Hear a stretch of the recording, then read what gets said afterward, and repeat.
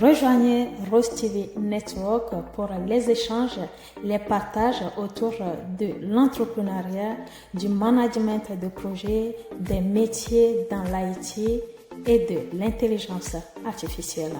Join Rose TV Network for valuable discussion Allô? and insight. Est-ce que tu Rose m'entends, TV Rose? Network, la chaîne de référence, la chaîne du Rose, tu futur. m'entends? Très bien. Ok, tu m'entends bien, ok. Oui. Donc, tu disais que je Alors, t'envoie la presse, c'est ça? exactement. Ok, je sais même plus quelle taille il fait là. Attends.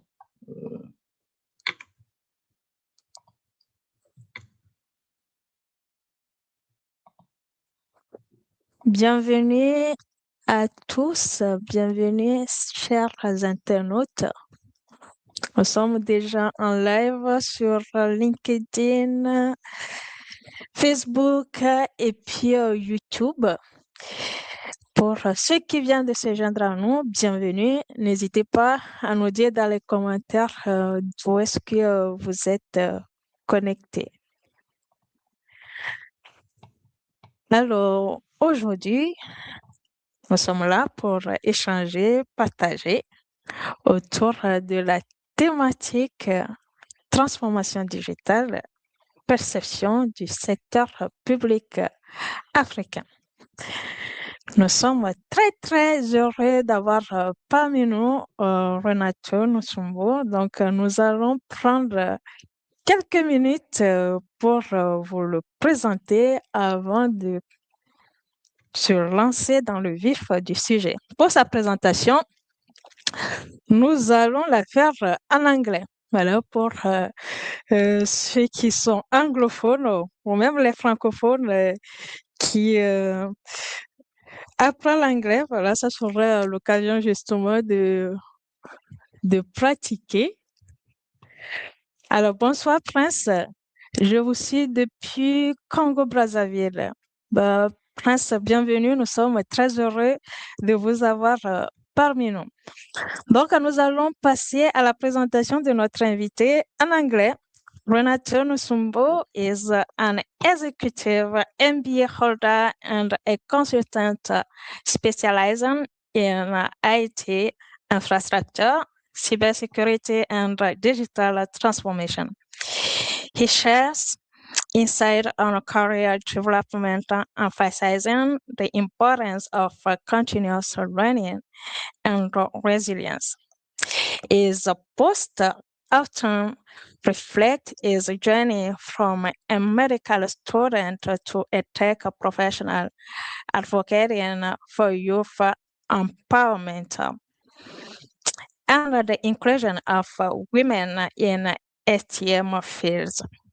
He is also involved in initiatives to improve digital education in the Democratic Republic of Congo through his NGO EK Mali. Voilà, nous venons de faire une présentation de notre invité.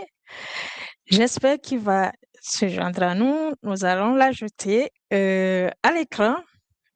Bienvenue, Renato. Oui, là, il y a le micro qui est désactivé, donc on Ah oui, vous ok. attend. Est-ce que là, vous Ouais, m'entendez? Bonsoir à tous. là, c'est très bien, on vous attend très bien. Bon, bonsoir Renato, un réel plaisir de vous avoir parmi nous ce soir pour Le plaisir échanger, est partagé. partager. Merci.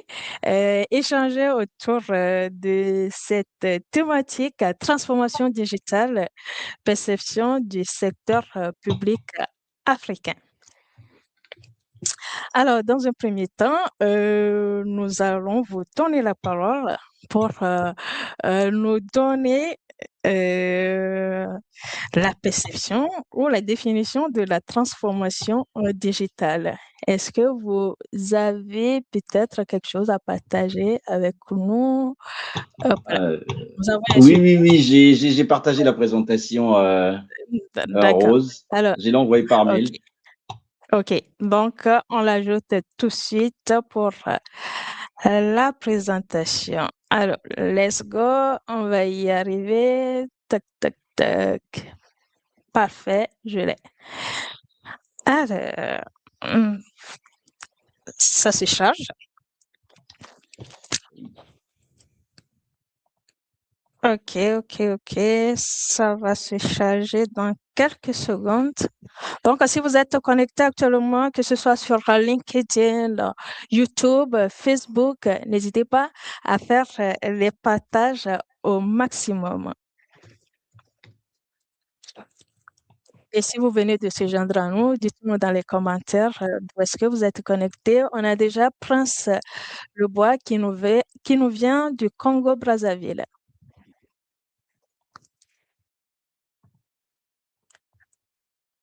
Parfait, parfait. Nous avons notre présentation. Voilà.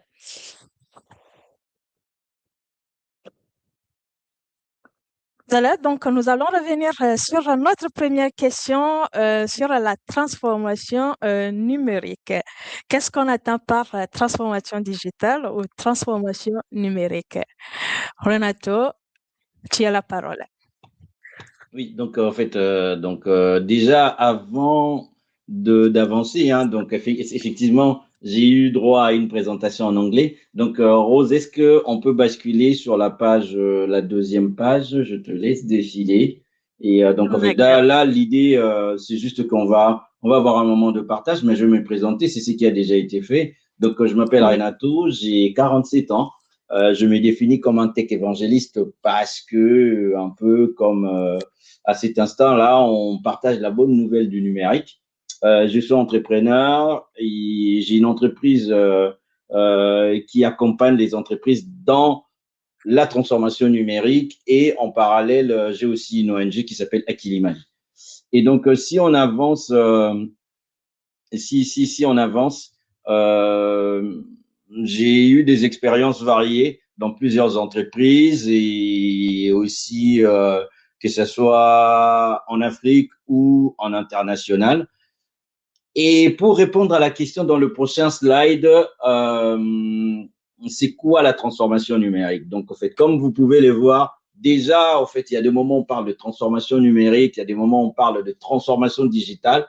L'idée était justement, avant qu'on puisse avancer, de définir de quoi est-ce que nous parlons.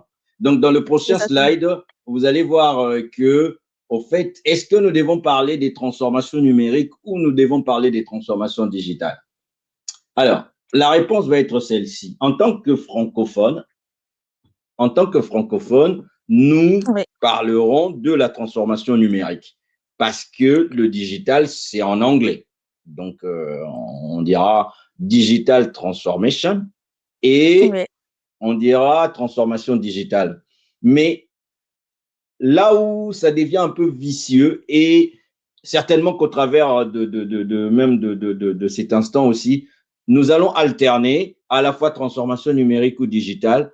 Mais le plus important à retenir, c'est quoi? C'est que aujourd'hui, quand on parle de plus en plus du numérique, ça fait référence à l'infrastructure, à tout ce que nous ne voyons pas, la connectivité. Je dis, pardon Rose, reviens d'abord. On fait référence à Oui. tout ce qui est connectivité.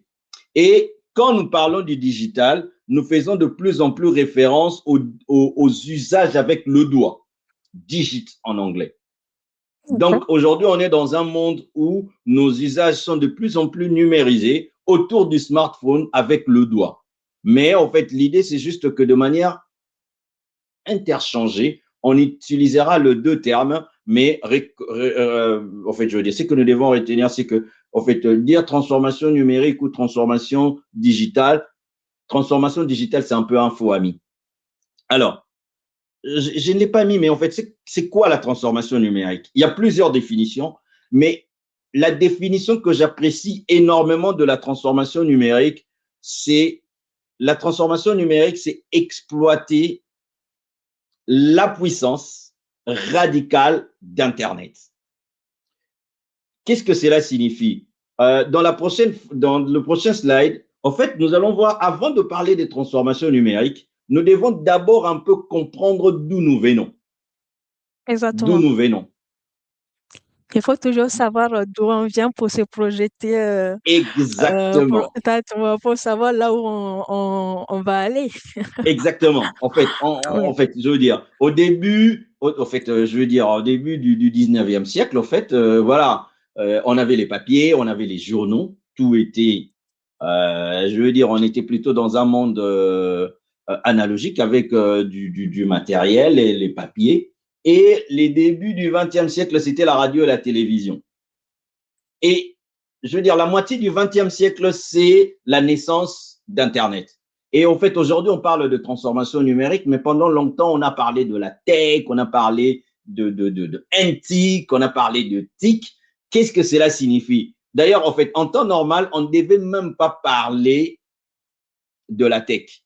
Pourquoi? oui, Parce que la tech, ce n'est pas un secteur. La tech, c'est un écosystème. Je répète encore, la tech, ce n'est pas un secteur, c'est un c'est écosystème. ça, C'est effectivement. vraiment, en fait, tout ce qui tourne autour du réseau informatique. Parce qu'en fait, des fois, on l'oublie, mais là, par exemple, en fait, on a beaucoup de gens qui sont connectés. Mais en fait, voilà, il y a 50 ans, on n'aurait jamais organisé un événement comme ça. Et Effectivement. on oublie souvent que c'est parce que aujourd'hui, c'est tellement simple de se connecter en 5G, de se connecter de partout qu'on oublie que tout repose sur le réseau informatique. Mais bien sûr aussi sur, comment est-ce que je veux dire, le matériel informatique. Pourquoi est-ce que je ne veux pas parler de l'ordinateur? Parce que nous vivons dans un monde où nos télévisions, nos voitures, notre frigo peut être connecté sur Internet.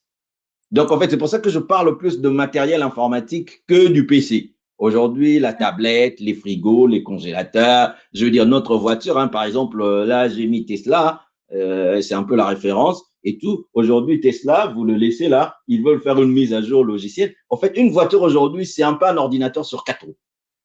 Hmm. Donc, quand on parle de ces secteurs-là, c'est, comme je l'ai dit, le réseau informatique, c'est le matériel informatique, mais bien sûr aussi les logiciels. Donc, en fait, aujourd'hui, même si beaucoup de gens ils disent, ah oui, l'IA, bah oui, l'IA, en fait, ça reste des algorithmes, ça reste des logiciels. Donc, en fait, je veux dire, quand on parle de la tech, c'est tout ça. Donc, maintenant, la transformation numérique, si on avance dans le prochain slide, nous allons voir que, en fait, on a dit que le début du 20e siècle, c'est la naissance de l'ordinateur. L'informatisation. Parce qu'en fait, aujourd'hui, on parle beaucoup des systèmes d'information. N'oublions pas que le système d'information existait déjà avant même l'informatisation. Même si aujourd'hui, si on parle d'un système d'information, on sait forcément que c'est un système d'information qui est numérisé. Donc, dans le prochain slide, en fait, on va se rendre compte que les premiers ordinateurs avaient la taille, je veux dire, ils pouvaient avoir une surface de 72 mètres carrés, quoi. C'était grand. C'était ça, les premiers C'était ordinateurs. énorme, ouais. Hmm. Exactement, on parlait, en fait, je veux dire. Et ces ordinateurs-là avaient un seul usage, c'était des calculateurs. En fait, je veux dire. D'ailleurs, en fait, il y a beaucoup de gens qui ne savent pas que quand nous traduisons en anglais ordinateur, on dit computer. Ouais. Computer signifie juste calculer. Calculer, effectivement. Voilà. Et beaucoup de gens, pour rappel, avant qu'on parlait de computers, ce n'était pas une machine, c'était des personnes humaines. Et en majorité, c'était des femmes. Si vous vous rappelez un film qui s'appelle Les femmes de l'ombre, en fait, c'est un film qui montre des femmes noires aux États-Unis. C'est eux qui calculaient la distance pour envoyer les premiers fusées ou les premiers équipements dans la Lune. En fait, c'était deux Effectivement. hommes. Donc, en fait, c'était des humains. À la base, quand on parlait des computers, c'était un rôle d'humain. C'est après que la technologie, on voit l'histoire, hein, donc depuis 1822, avec l'invention de Charles Babbage, qui a donné les fondamentaux d'un ordinateur mécanique, jusqu'à ce que ça évolue. Et ça a simplifié les travaux, mais en fait, on était dans un monde où l'ordinateur, il fallait réserver pour utiliser l'ordinateur. Ce n'est pas comme aujourd'hui, on l'a en poche, on l'a un peu partout, non. Donc, dans le prochain slide, on voit qu'en fait, on a d'abord eu cette première vague de micro-ordinateurs et dans les années 80, on est passé dans la micro-informatique. Donc, comme on le voit, beaucoup de gens ne se rendent pas compte que voilà, Microsoft, il a 50 ans, quoi. Voilà. Bien Oui, cette année, effectivement. pareil pour Apple. Et en fait, c'est plutôt le moment où l'ordinateur devient quelque chose de personnel. On avait avant de micro-informatique qu'il fallait réserver et il fallait utiliser. Et la naissance de la micro-informatique nous apporte quoi d'autre? C'est l'arrivée de l'email, c'est l'arrivée des traitements de texte, c'est l'arrivée de la base des données. C'est le moment où nous avons des ordinateurs, nous avons des bases de données, nous avons des applications et tout ça. Et pourquoi est-ce que j'insiste sur ça? Ça, c'était l'époque de la transformation informatique. On se retrouve aujourd'hui à beaucoup de gens qui parlent de transformation numérique alors qu'ils n'ont même pas fini leur transformation informatique. On a des entreprises dans nos secteurs publics, pardon, où il n'y a même pas d'ordinateur, où il n'y a même pas des logiciels de ERP. Il n'y a même pas des logiciels de comptabilité, mais ils veulent faire la transformation numérique. Or là, on voit d'abord la première vague. C'était l'informatisation. Et là, maintenant, si nous avançons, on voit maintenant la deuxième vague. La deuxième vague, c'est la naissance d'Internet.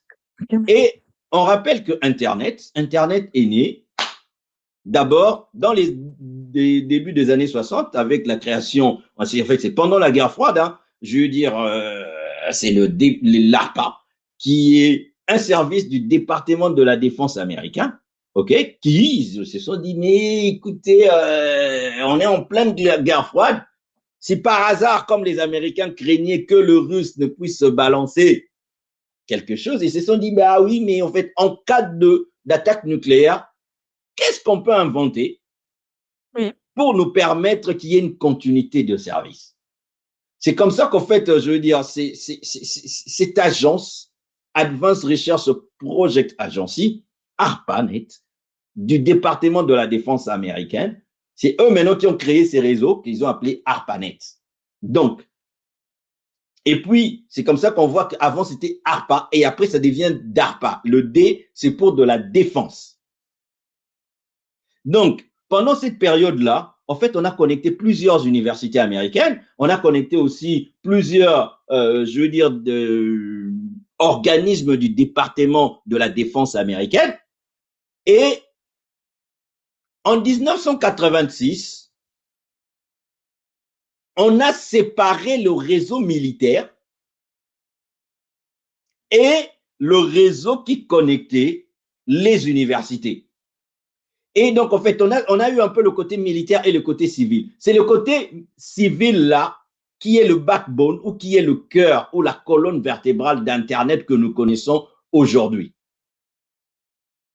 Et donc, quand on peut voir, c'est qu'en 89, Tim Berners-Lee, en fait, donc là, vous voyez que les gens qui disent, ah oui, on ne va pas attendre l'État. Si on n'avait pas le gouvernement américain, Internet n'allait pas naître. Ce n'est pas le gouvernement américain qui a donné naissance à Apple, à Google ou à tout.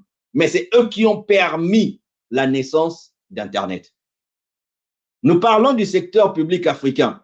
Je ne veux pas généraliser parce que de la même manière qu'on a dit que la tech, ce n'est pas un secteur. Non, pardon. Ce n'est pas un secteur, mais c'est un écosystème. De la même manière aussi que l'Afrique, ce n'est pas un pays, mais c'est un continent. Mais on a quand même nos mots et tout. On dit, ah oui, il ne faut pas attendre le rôle de l'État. Si, nous demandons en fait, on n'attend pas l'État, on demande à l'État de jouer son rôle. Aujourd'hui, les grandes entreprises sont les symboles de grandes nations. Je veux dire, aujourd'hui, quand vous dites Apple, oui, mais c'est les symboles des États-Unis. Quand vous dites Huawei, la Chine, quand vous dites, en fait, je ne sais pas moi, si on dit Peugeot aujourd'hui, si on dit Louis Vuitton, en fait, on voit les symboles de la France, mais pareil, si on dit aujourd'hui Samsung, LG, Hyundai, on parle de la Corée du Sud. Et si aujourd'hui on dit Sony, Nintendo, c'est le Japon.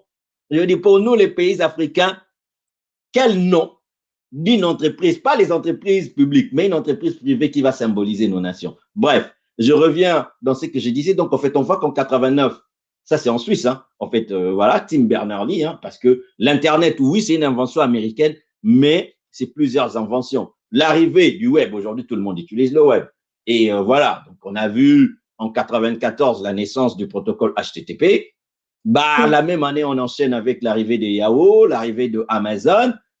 4 ans après, c'est la naissance de Google. Donc, en fait, on voit qu'il y a, hein, en fait, on n'a pas inventé les choses et c'est le moment d'Internet. Donc, si on avance, Rose, Oui. dans la Oui, présentation. justement, pour apporter un ajout sur Oui. l'historique au niveau du web, par exemple, avec l'invention du web par Tim Berners, je pense que c'est à cette période-là qu'on parlait du web 1.0 Bah, avec, c'est exactement, si voilà. tu avances, tu verras justement. Donc, oui, tu as fait une très belle Ok. introduction. Donc, si tu avances, voilà. Donc, en fait, je veux dire, on voit mais si tu avances encore, donc, en fait, on voit bien que il y Oui. a, voilà. Donc, en fait, on voit que la première version du web, c'était statique. C'était le web statique. Jusque donc Effectivement. dans les débuts 93. Et finalement, c'est un peu le web dans lequel on est, mais c'est un peu finissant le web 2.0. Mhm. C'est ce web-là, on va dire un peu collaboratif, parce que dans le web 1, bah, en fait, c'était statique. On pouvait juste lire des infos. En fait, on ne pouvait pas Effectivement. interagir. L'arrivée du web 2, c'est le web collaboratif participatif. Et donc, en fait, je veux dire, même si le web 3 commence à peu près à venir, mais il n'est pas encore là. Mais en fait, donc, dans le prochain slide, on le rappelle, hein, Oui. on Alors, le on rappelle. va. Oui, Renato, avant qu'on y continue, il y a les internautes qui nous ont laissé des messages, donc on va Ah, prendre quelques minutes, voilà, OK. pour afficher leur message. Ça, on l'a déjà lu. Bonsoir, Kossi Stanilas Asiano. Je rappelle que vous pouvez participer, hein. Si vous avez des questions, vous avez des réflexions ou même d'autres idées à partager autour de cette thématique, elles sont les bienvenues. Alors, donc, on a Stanis depuis le Togo. On a Mohamed, voilà, qui a beaucoup interagi suite à nos publications sur LinkedIn. Bonsoir, Mohamed Keita, bienvenue. Si vous voulez participer, nous serons très heureux de vous avoir parmi nous. Bonsoir, Ensuite, Mohamed. oui, on a Gabriel Rodrigue Eba Assamba. Coucou, c'est du bon réseau. Le prochain invité, je serai partant, surtout quand on parle de développement en Afrique. Bien noté, Gabriel, nous avons pris en compte votre proposition. Alors, si vous avez des questions, comme je le disais, n'hésitez surtout pas à nous les mettre dans la section des commentaires. Alors, nous allons avancer avec Renato. On était sur l'évolution du web. Là, on est sur Exactement. du web 2.0. Exactement. Donc, on le voit, le web 2.0, c'est le collaboratif. C'est toujours un peu là où on est, même si de plus en plus nous partons vers le web 3, où il est plus, je veux dire, décentralisé, hein. Mais bon, en fait, on voit que c'est l'arrivée des réseaux sociaux, Bien même si sûr. on ne parle plus beaucoup de blogs, mais en fait, c'est vraiment ça, le web, qui a évolué. Alors, si on avance, en fait, on est toujours un peu dans cette deuxième vague. On a vu que la première vague, c'est Internet. Non, pardon, la Oui. première vague, c'est la naissance de l'ordi, l'ordinateur, et puis du PC, le personal computer, avec tout ce qui a Oui. tourné autour, les traitements de texte, je veux dire, les tableurs, je veux dire, les bases de données, tout, tout, tout, tout, tout, tout, tout. Donc, Oui. en fait, à la base, la micro, non, disons, quand on a eu les premiers ordinateurs, c'était des calculatrices à la base. C'était pour faire des calculs.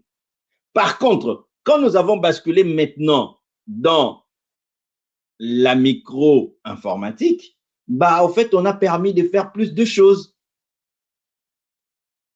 Ça nous a permis de faire plus de choses. Donc, si on avance, c'est là où nous rappelons justement les réseaux sociaux. On a vu. Sure. Il y a beaucoup de gens, et ça, on insiste beaucoup, il y a beaucoup de gens qui confondent la transformation numérique et les réseaux Les sociaux. réseaux sociaux. Aujourd'hui, surtout dans nos communautés africaines, ça, je vais vraiment marteler dessus.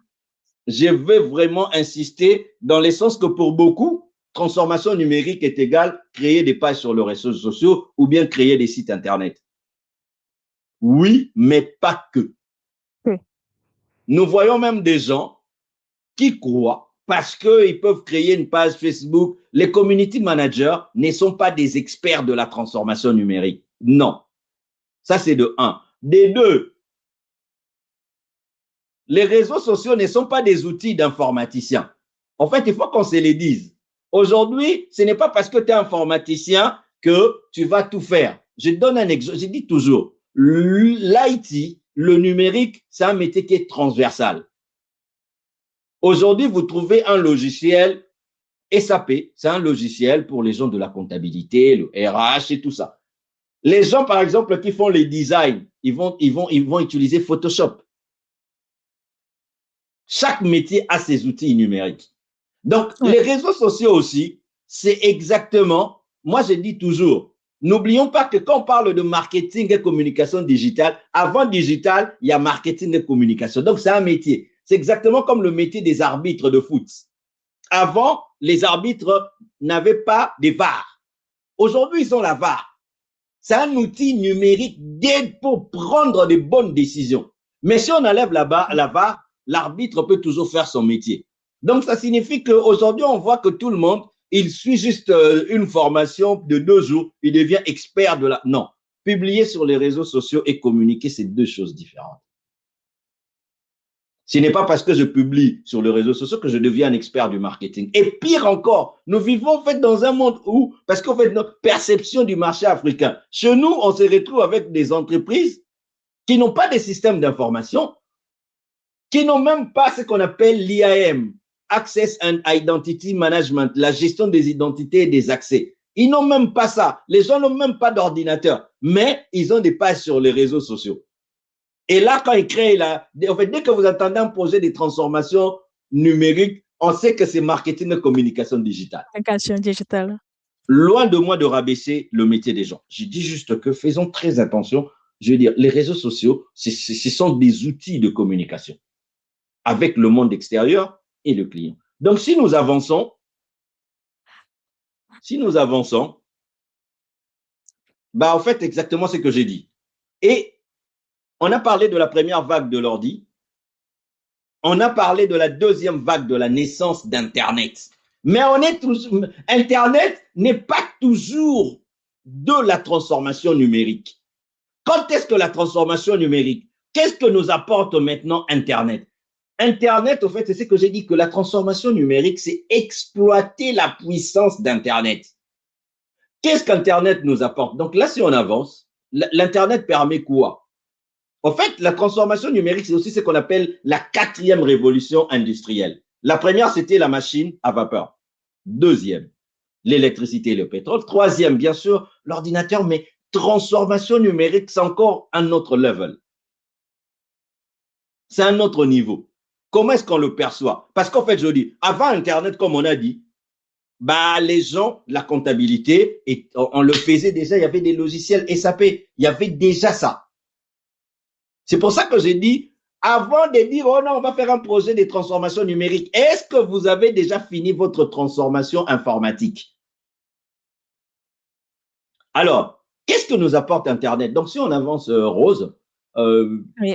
qu'est-ce que ça nous apporte maintenant Internet? Le cloud. Oui, Renato, oui, avant de continuer sur le cloud computing, on a un message. On va prendre le temps de les lire. Tac, tac, tac. Ah bah, c'est un bonsoir. Bien fait, Dego, depuis Goma. Ok, je pense que c'est toujours au Congo. Il y a beaucoup de Congolais qui sont connectés. Oui. Super. Ben, bonsoir, bien fait. Merci d'être là. N'hésitez pas si vous avez des réflexions, des questions à nous les faire part dans la session de commentaires. Alors, Renato, je te laisse continuer. Oui, en fait, je veux dire, en fait, beaucoup de gens aujourd'hui, le cloud computing. En fait, on se rend compte, la plupart d'entre nous, notre premier contact avec l'Internet, c'était quoi? C'était les adresses email, des Yahoo, des Gmail et tout. Bon, en fait, on faisait déjà du cloud parce que ton adresse email, n'est pas dans ton ordinateur, n'est pas dans ton smartphone, c'est hébergé chez un client.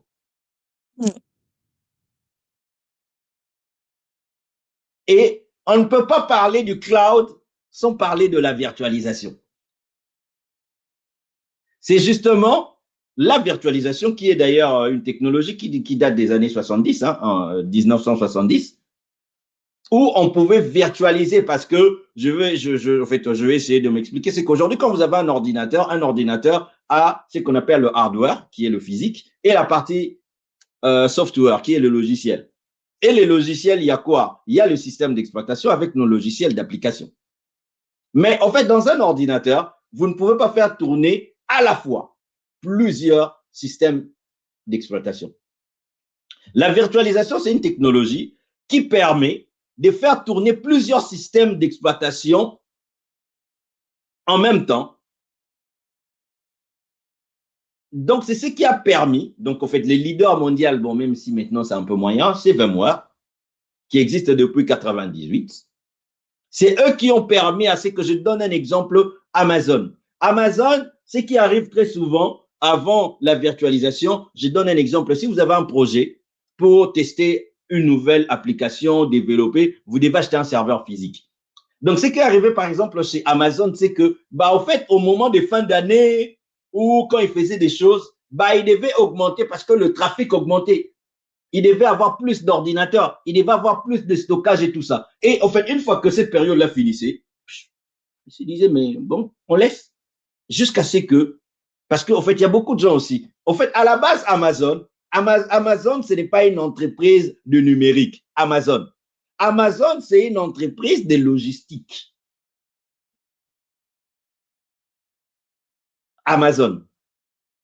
Mais qu'est-ce qui a apporté de l'argent à Jeff Bezos? C'est à la base pas Amazon.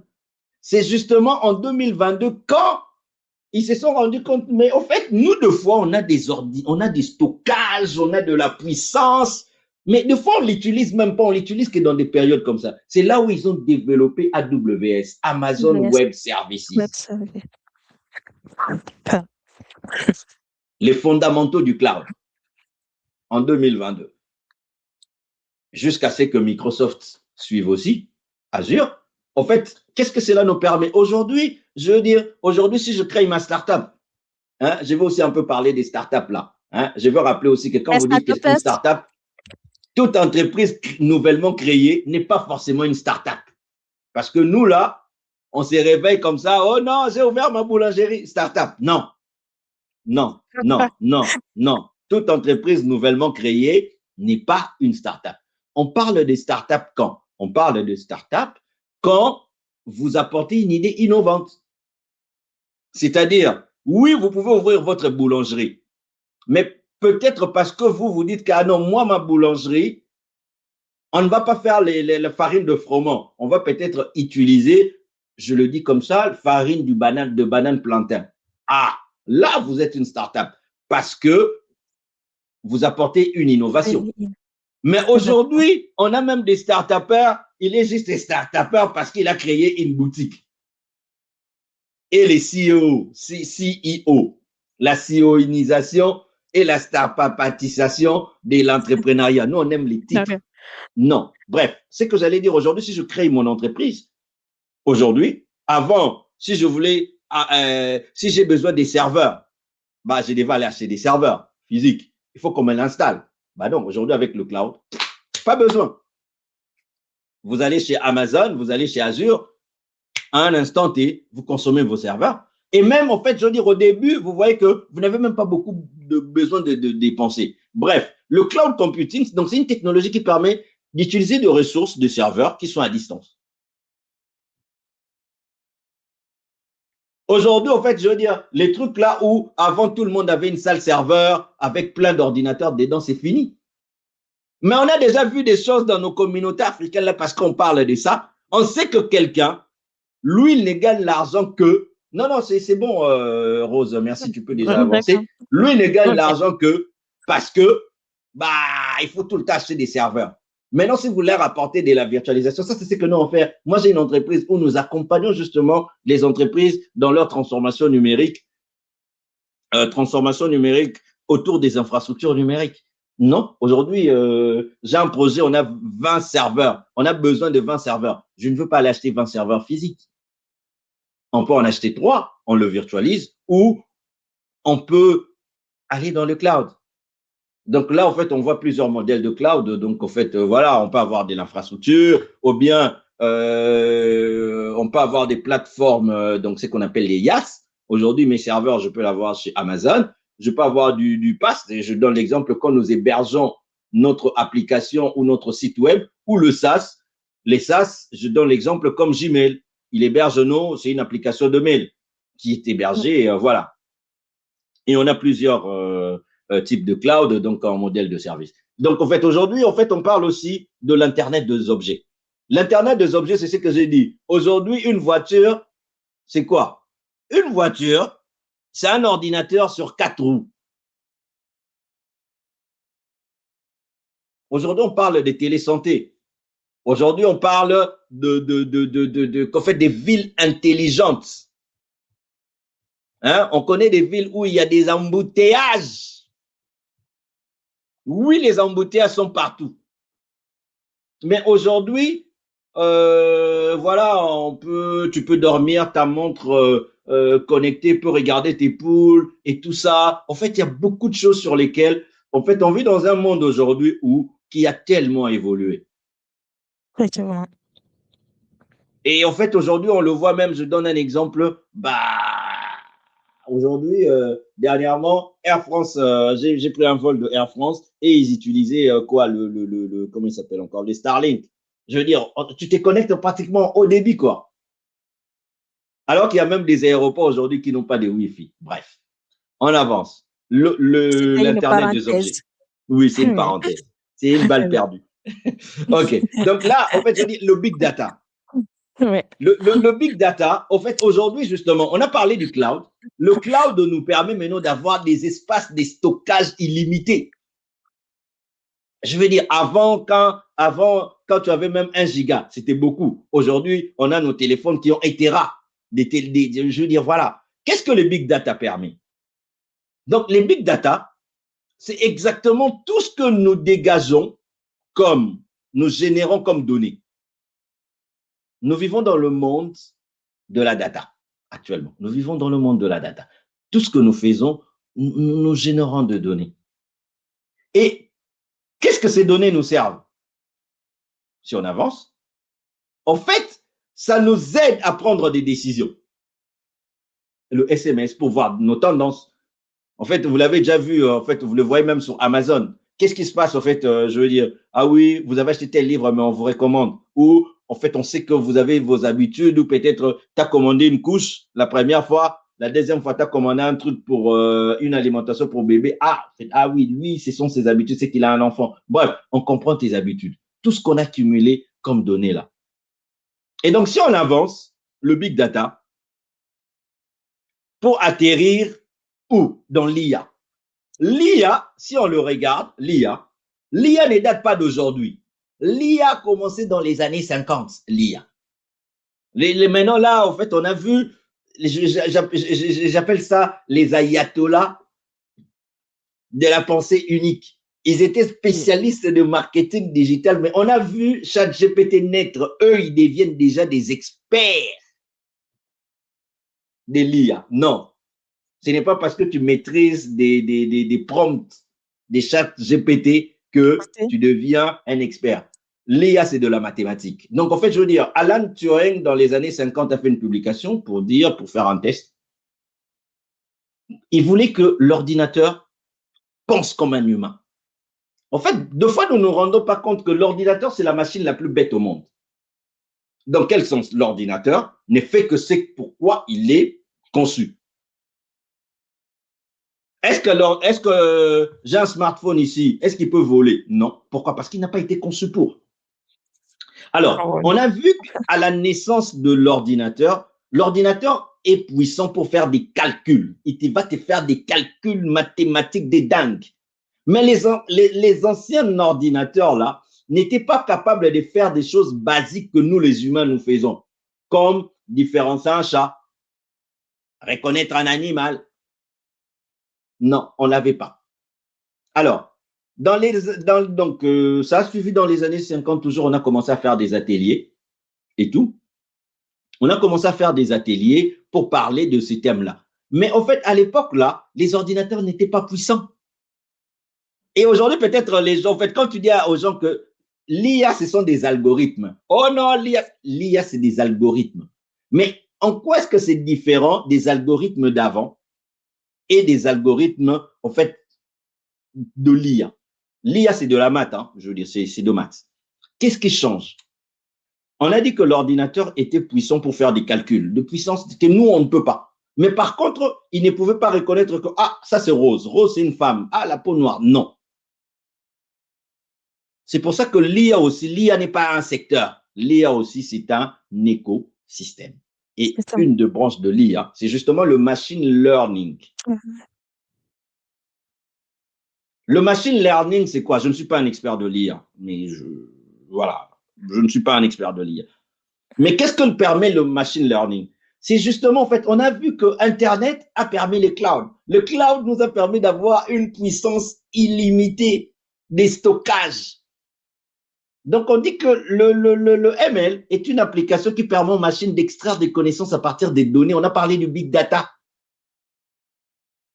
Donc, maintenant que nos machines sont devenues puissantes, on pouvait apprendre un ordinateur comme un enfant. On pouvait prendre des multiples photos de chats, tous les chats, et on permet à la machine d'apprendre comme un humain.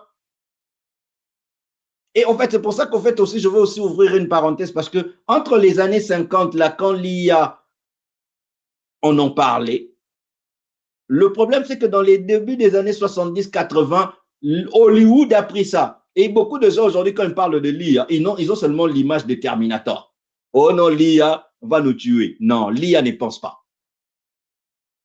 Dès que vous prenez la pensée de l'IA en pensant à Terminator, vous vous trompez directement. Vous allez dire, oh non, l'IA va décider de tuer. Non, l'IA ne va pas se réveiller un jour pour dire, bon, je vais tuer tout ce qui s'appelle Rose. Non.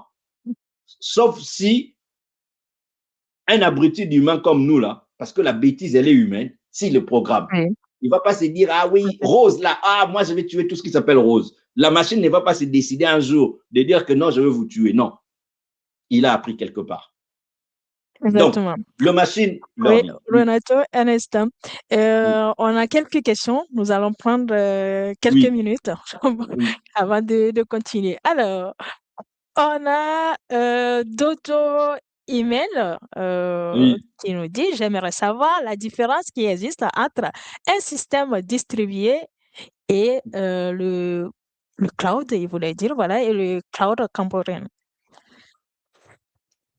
Un système distribué. Franchement, là, il me perd la distribué. Je me perds. Mais en fait, je veux dire, j'ai pas envie de dire une bêtise, mais en fait, les clouds aujourd'hui, je ne sais pas, en fait, je veux dire, je sais, mais j'ai un trou de mémoire sur les systèmes distribués, donc je ne veux pas dire une bêtise. Je voudrais, le cloud, oui. Ouais, vas-y. Rose, si tu le sais, tu le dis à ma place. Moi, le système distribué, j'ai un trou de mémoire là. Le système distribué, non, j'ai pas de connaissances là-dessus. Oui, mais en fait, je connais, mais là, j'ai juste un trou de mémoire là et je ne veux pas dire une bêtise. Donc voilà. Vous voyez, même là, je ne veux pas vous dire que non, c'est moi les professeurs, je connais tout. Non, là, j'ai un trou de mémoire. Si je demande à Google, ça va me revenir. Mais comme ça, non. Mais je peux parler du cloud computing. Le cloud computing, voilà, en fait, je veux dire, tout ce que je dis, quand nous stockons nos mails, depuis qu'on a stocké nos mails, bah c'est ça. Aujourd'hui, j'allais donner cet exemple-là qu'aujourd'hui, si je lance ma startup ou pour un besoin, je n'ai pas besoin d'aller acheter un serveur physique. Aujourd'hui, si j'ai envie de créer, si je crée ma boîte, j'ai besoin d'héberger mes emails. Bah, tu peux aussi avoir tes serveurs chez toi, mais tu auras besoin d'électricité et tu vas avoir beaucoup de choses. Le cloud computing, donc, c'est de consommer des services qui sont ailleurs. Voilà.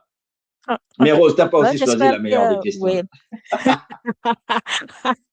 Bon, c'est Dodo, c'est lui qui a posé la question. Bon, j'espère que tu as trouvé quand même quelques éléments de réponse à ta question. Non, tu n'as pas fait un bon choix de question. Oui, bref, c'est un baptême avant de passer. J'ai encore un Minitel. Ouh là là là là là là là. Alors, Gabriel, il dit, bref, c'était un baptême avant de passer par la case d'utilisation. Oui, ça seulement que c'est un vieux. Dans ma cave. Ça c'est un vieux de la vieille, là. Quelqu'un qui nous parle de Minitel, donc on sent que c'est un vieux. Oui. Ok, Ok, bon, je pense qu'on en a fini pour le moment. On va ok, continuer. Donc, n'hésitez oui, pas à poser vos questions, à porter vos réflexions sur cette thématique. Allez, let's ok. go. Let's go, oui. Donc là, en fait, on a parlé en fait, on a parlé de cette branche de l'IA qui permet d'apprendre. Et il y a aussi ce qu'on appelle le deep learning. Alors, on Hein? va Donc, en fait, je veux dire, avancer. voilà, le Voilà, deep, le en deep fait, learning. exactement. En fait, ça permet des résultats bien meilleurs que ce qu'on avait avec le machine learning. OK? Donc, en fait, je donne un exemple pour détecter un visage. On fait quoi? Comment elle doit apprendre ce qu'il faut chercher, sachant que nous lui fournissons qu'une seule information. Donc, le deep learning, c'est en fait, je veux dire, c'est ce qui permet son essor grâce au big data, justement, comme on a dit. Donc, en fait, là, on a ajouté vraiment, en fait, toutes les données qu'on a accumulées là. On a ajouté, en fait, la puissance des calculs aussi, parce que très souvent, en fait, on ne se rend pas compte qu'avant, c'est justement pour ça que c'est important. L'IA n'est pas née d'aujourd'hui. L'IA était déjà puissant, était déjà là. Mais sauf Existing. qu'on n'avait pas les données, on n'avait pas la puissance qu'ils avaient, qui est en fait nécessaire pour permettre à ce que des machines apprennent vite et qu'ils avancent vite. OK? Donc, Tout à fait.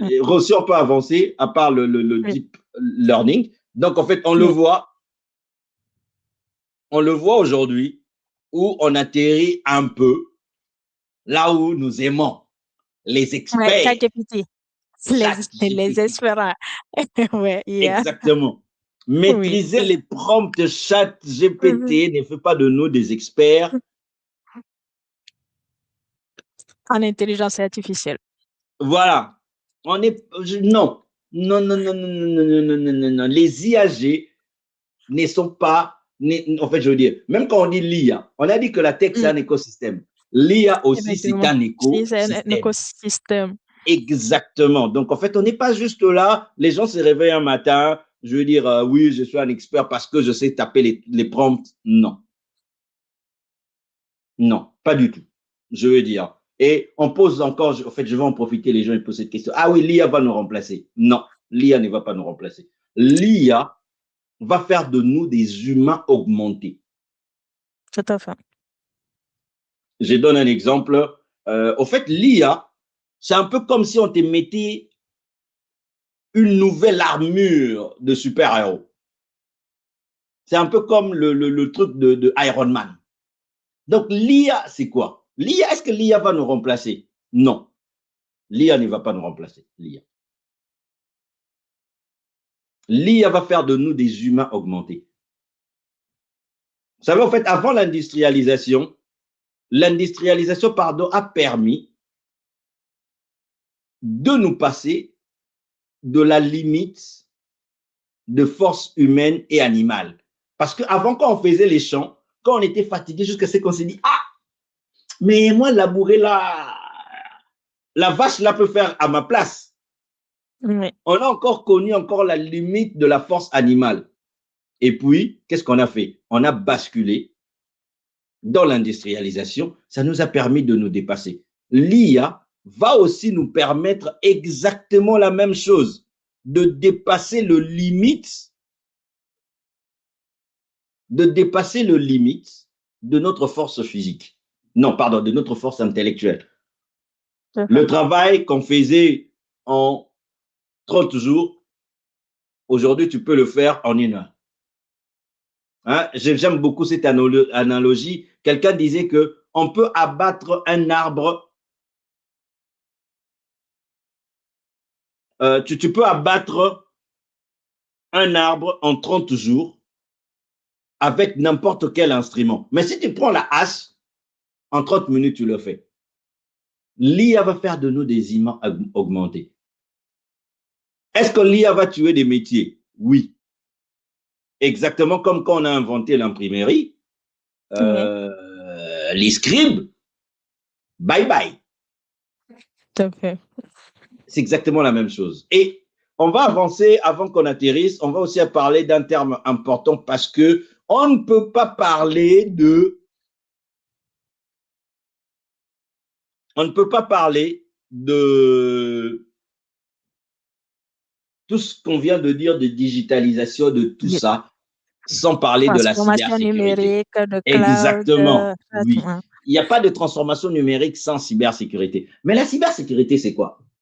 Le problème aujourd'hui, beaucoup de gens, pour eux, la cybersécurité, c'est devenir hacker. Hein? Quand on porte des suites à capuche, là. Non. Oh non, j'ai fait le pen test. Non. C'est l'occasion pour nous de revenir dans les fondamentaux. Tout à fait. La cybersécurité, c'est basé sur ce qu'on appelle cette triade CIA, pas les Central Intelligence Agency, mais plutôt la confidentialité. Parce que nous traitons l'information. Et je rappelle toujours, on parle de cybersécurité parce qu'on est dans le monde digital, mais nous sécurisons l'information sous toutes ses formes. Mais comme on parle du cyber, c'est là où nous sécurisons l'information numérique. Donc, la cybersécurité consiste à s'assurer que l'information est confidentielle, intègre et disponible. Tout à fait. Et beaucoup de gens ils ne se rendent pas compte que tous les incidents de cybersécurité ne viennent pas toujours des hackers. Si vous êtes dans un pays où le courant part souvent et que votre serveur, parce que le courant part, vous n'avez pas mis un onduleur, vous n'avez pas mis un groupe électrogène, bah, vous n'assurez pas la disponibilité de l'info. Est-ce que c'est un incident de cybersécurité? Oui. L'origine n'est pas forcément une attaque ou du piratage, mais ça peut n'importe quelle origine. OK? Donc, si on continue encore, au fait, on voit qu'aujourd'hui, assurer la cybersécurité, c'est quoi? C'est-à-dire, tous les systèmes sont vulnérables. Et la vulnérabilité amène à quoi? Au risque.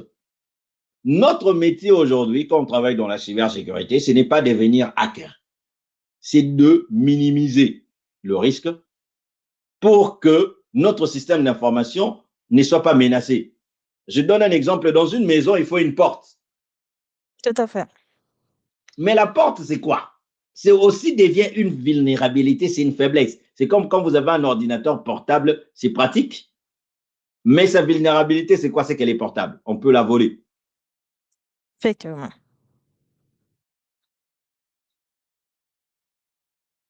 Donc aujourd'hui, vous ne pouvez pas parler de système d'information, vous ne pouvez pas parler des transformations numériques sans parler de la sécurité, la cybersécurité. Et donc, si on avance, au fait, oui, aujourd'hui, effectivement, on a beaucoup de menaces, mais le raison peut être plusieurs.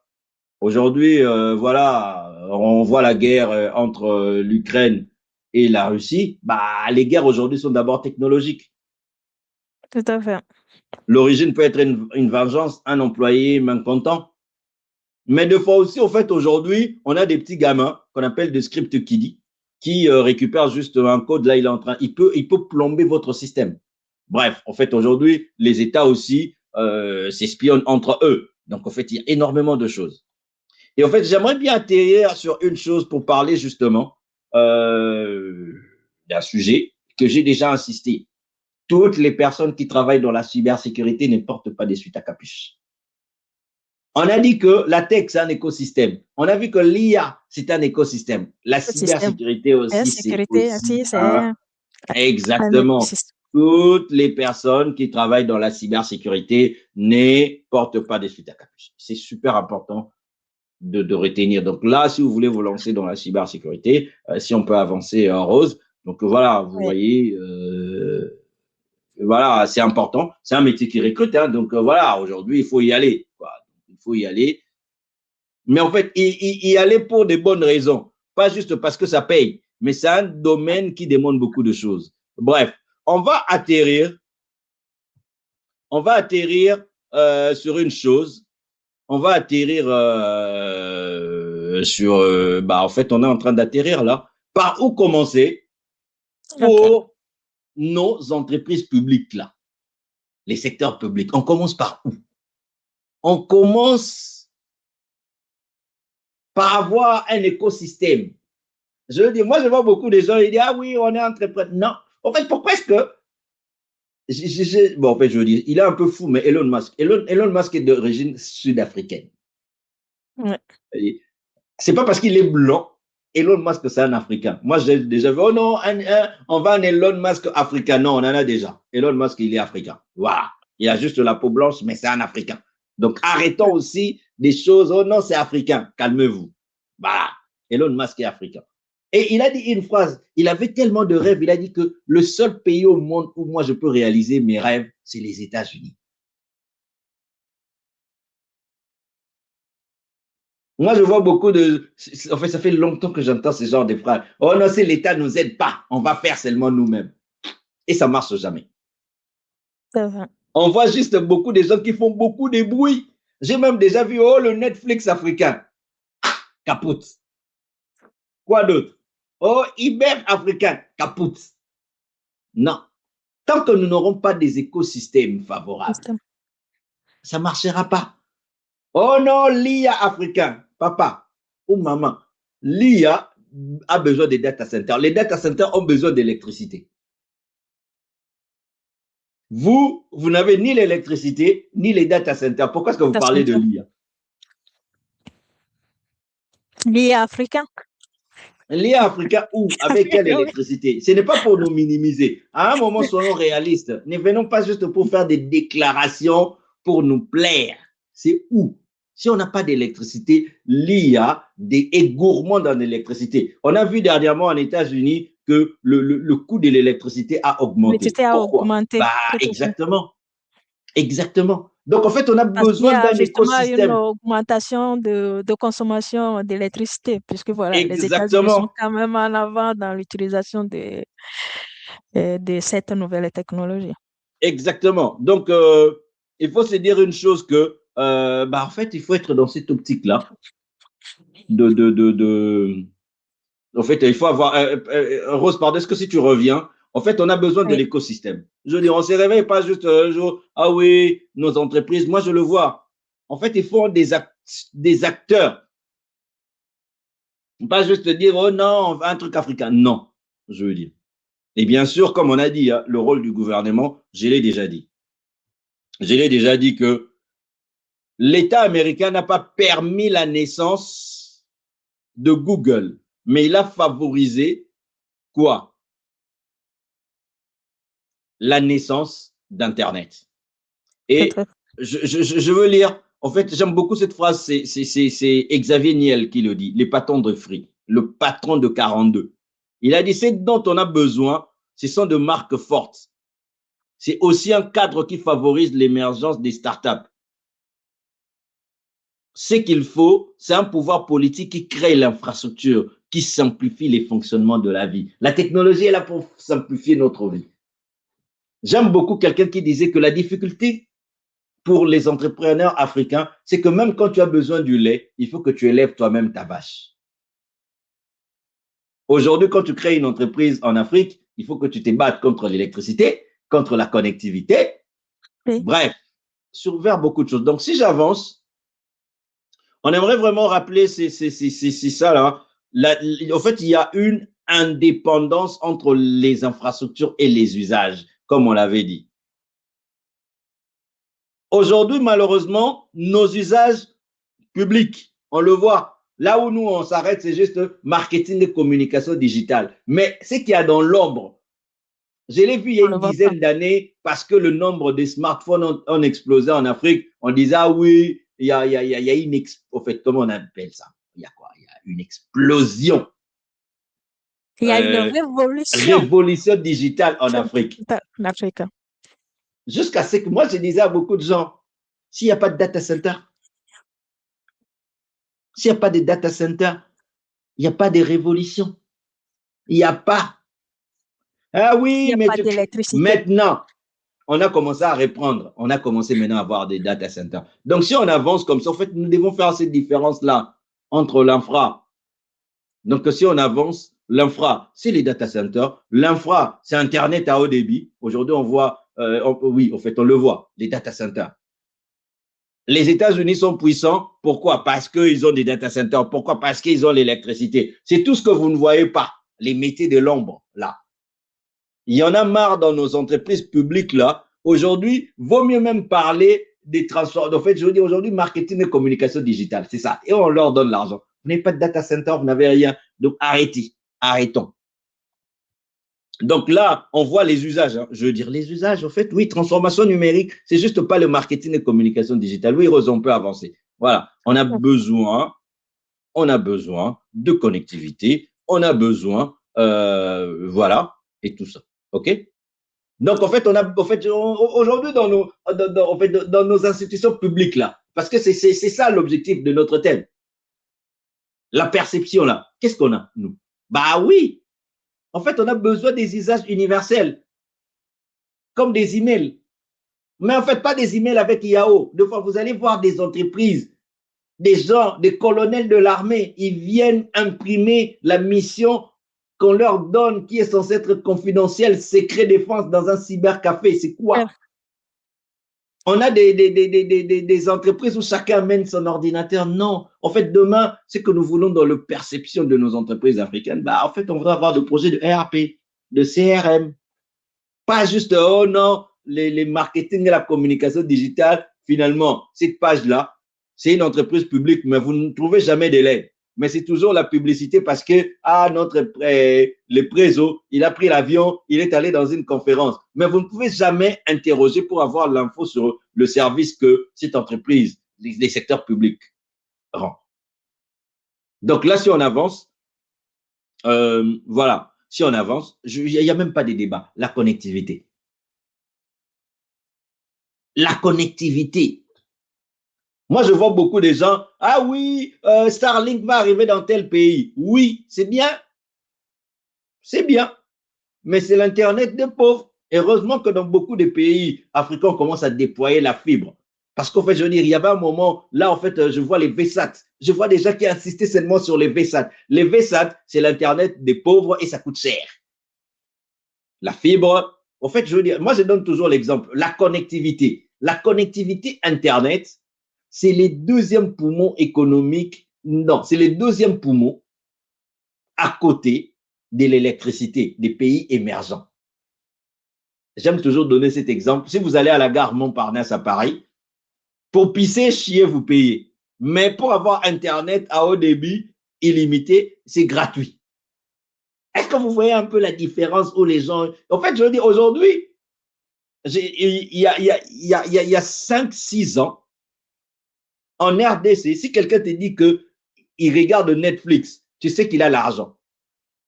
L'abonnement de Netflix, ça coûte quoi? 5 €, 10 €. Mais on savait que, si tu regardes Netflix, c'est que tu as besoin, tu as Internet, beaucoup d'Internet. Parce que la connectivité, c'était un luxe. La connectivité doit devenir une commodité dans nos pays. Une commodité. Donc, en fait, je veux dire, quand Internet est né, on parlait des autoroutes de l'information. Bah, justement, l'Internet doit récupérer cette fonction d'autoroute sur lesquelles circulent les services. Tant que vous n'aurez pas les autoroutes, il n'y aura rien. Donc, en fait, ce que nous devons construire, on avance et on atterrit, oula, j'ai pris beaucoup de temps, on atterrit dans 2 minutes. Nous devons construire, nos entreprises publiques ont besoin de systèmes d'information. Donc, on peut avancer, Rose, pour atterrir, on a besoin de systèmes d'information. C'est lui. Ce n'est pas juste le marketing et la communication digitale. Le SI, le système d'information. On en a besoin. Donc, pour répondre à notre question, on avance, Rose, et puis on atterrit là.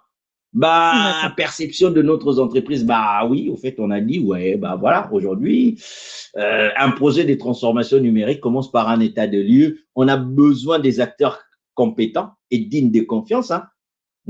Je veux dire, tu ne vas pas faire ta formation de 2 jours là en marketing et communication digitale et c'est toi qui vas piloter la transformation numérique. Non, la transformation numérique, c'est aussi des logiciels métiers, c'est aussi le ERP, c'est aussi le CRM. On a besoin de la gestion des identités et tout ça. Donc, bref, aujourd'hui, notre perception, pour répondre à notre question, la perception, bah, en fait, on est loin de la transformation numérique. Pas parce que nous ne sommes pas capables, mais parce que nous aimons les choses d'apparat. Parce que nous nous attachons au marketing ou aux communications digitales. Oui, mais en fait, ça ne sert à rien d'être un tombeau blanchi. Vous êtes très joli à l'extérieur, Vous avez des jolies pages à l'extérieur, mais vous n'avez pas un système d'information. Tiens. Merci beaucoup. Merci beaucoup, Renato, pour cette présentation très constructive, pertinente, avec des exemples concrets.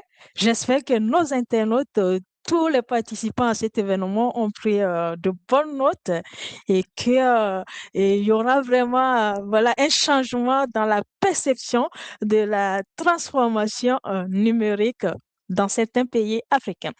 Nous sommes maintenant à l'étape des questions. Nous allons passer en revue toutes les questions qui ont été posées dans les commentaires et nous aussi, nous aurons quelques questions à poser avant la fin de cette émission.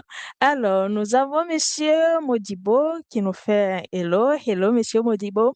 Alors, Monsieur Gabriel qui nous revient en disant l'intelligence artificielle est une opportunité, mais elle arrive alors que les technologies précédentes ne sont pas encore maîtrisées.